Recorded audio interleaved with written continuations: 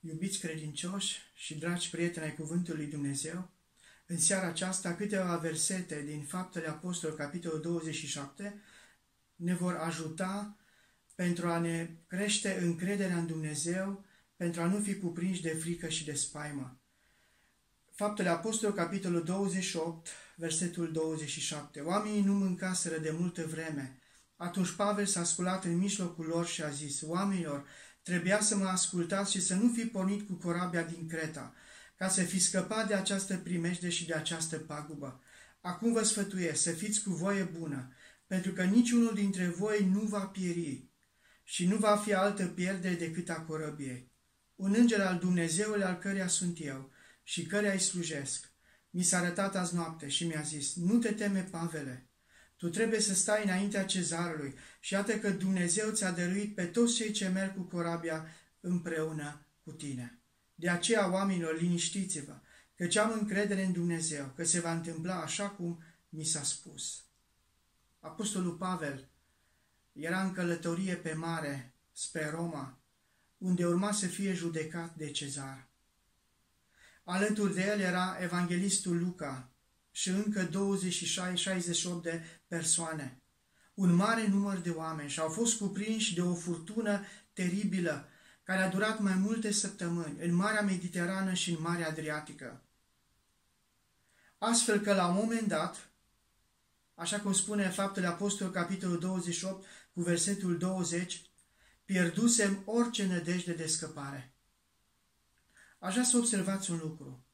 Dumnezeu n-a alăturat furtuna, dar Dumnezeu i-a ocrotit, i-a păzit în mijlocul furtunii.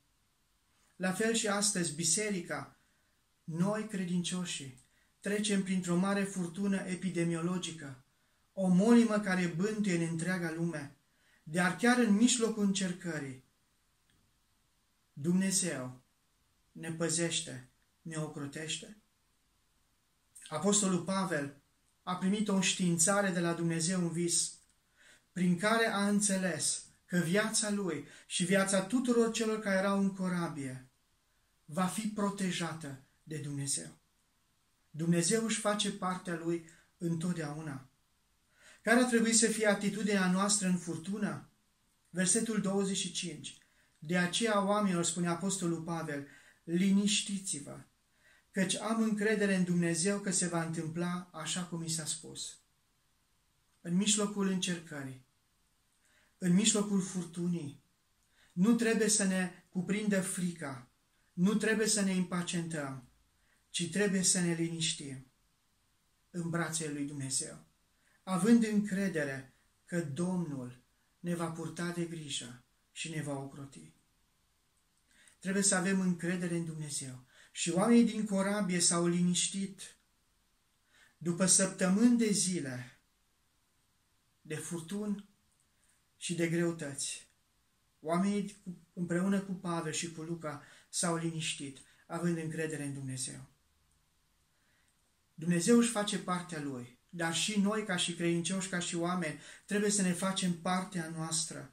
Și observați, dragii mei, Apostolul Pavel le-a spus foarte clar sutașului și ostașilor, când unii dintre corăbieri doreau să fugă, în versetul 30, dar deoarece corăbierii căutau să fugă din corabie și slobozeau luntrea în mare, sub cuvânt că ar vrea să arunce ancorele înspre partea dinaintea corabiei, Pavel a zis sutașilor și ostașilor: dacă oamenii aceștia nu vor rămâne în corabie, nu puteți fi scăpați.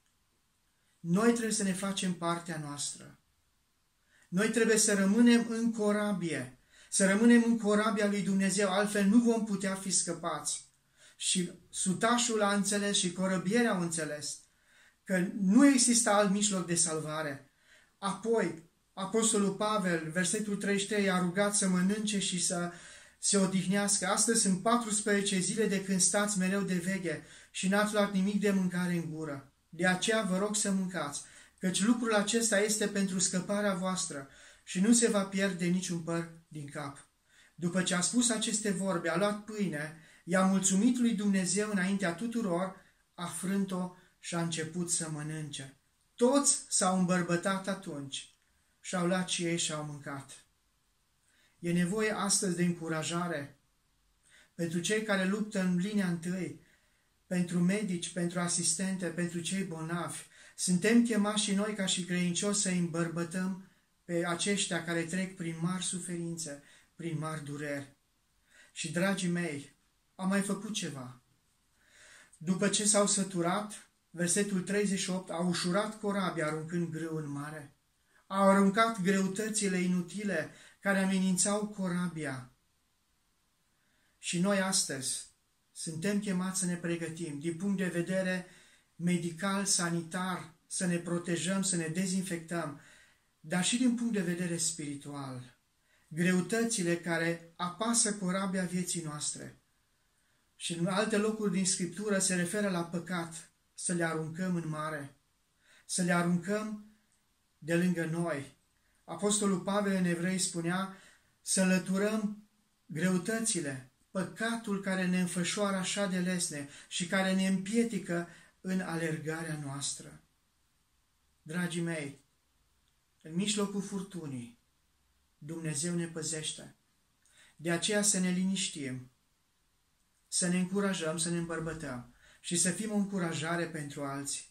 Aș vrea să ne rugăm pentru cei care sunt în prima linie, pentru medici, pentru asistente, pentru cei bolnavi cu COVID-19, ca Dumnezeu să se atingă de ei, Dumnezeu să aducă vindecare și Dumnezeu să aducă sfârșitul epidemiei, privind cu încredere în Dumnezeu care, chiar dacă nu înlătură furtuna, ne ocrotește în mijlocul valurilor. Domnul să fie cu noi cu toți. Amin.